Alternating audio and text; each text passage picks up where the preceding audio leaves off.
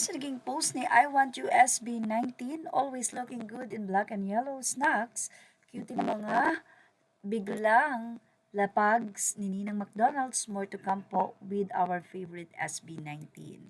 Yes, ang McDonald's nga po ay talagang napakarami nga pong lapag or ayuda para sa mga fans ng SB19.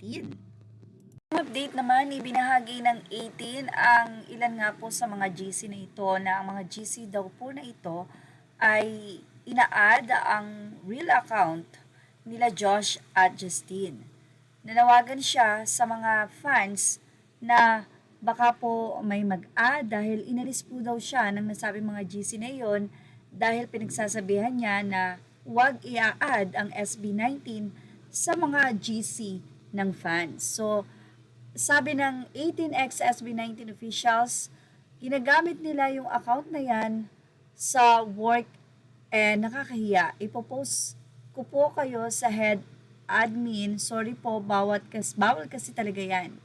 Sabi naman daw ng sumagot ng isa, don't. Madami na pong 18 ang ginagawa yan, kaya pinapa-remove ko po. Bakit ha? Hoy, sa'yo na lang si Pajaron lang sa akin. I don't know. Ako na magre-remove. Hoy, walang away. So, ayan po yung kanyang post nung nasabi nga pong conversation. And makikita nga po sa baba na hindi na siya makapag-message dahil po siya ay binlock na ng nasabing GC. So, isa po sa patakaran ng 18, kapag ka po kayo gumawa ng GC or ng fans GC, ay wag nga pong i-add ang SB19. So, dahil nga po sinasabi niya yon, siya po ay inalis sa nasabi nga pong group chat. Yan po ang pangalan ng nasabing group chat, 18X SB19 official, hanggang dulo, walang iwanan. So say po na mga nagkomento, ang lala naman ng mga utak ng mga yan, wala ba yung mga matatanda dyan? Say ng isa, ala legit ba? Katigasan ng ulo, pinapairal ng mga yan. Sinali nila ang main account nila Justine at Josh, tapos ganun ang ugali nila, nakakahiya. Baka isipin ng SB19, basura ang ugali lahat ng 18 dahil sa mga yan. Sobra po maayos naman po akong nakiusap, tapos ginanon nila ako.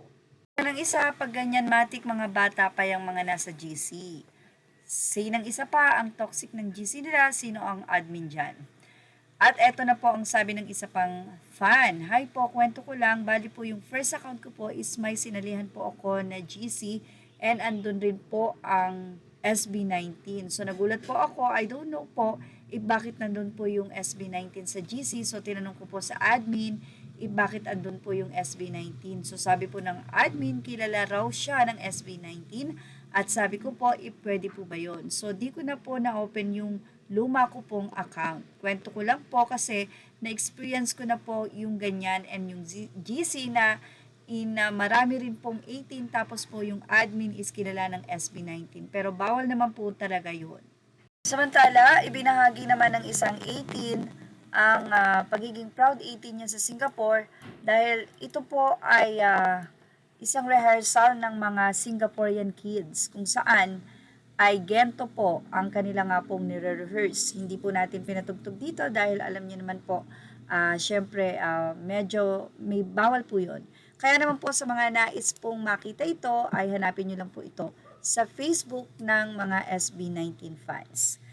At yan ang ating Showbiz Snap update. Images are all credit to the rightful owners. Please like, share, and subscribe. And thank you for watching Showbiz Snap.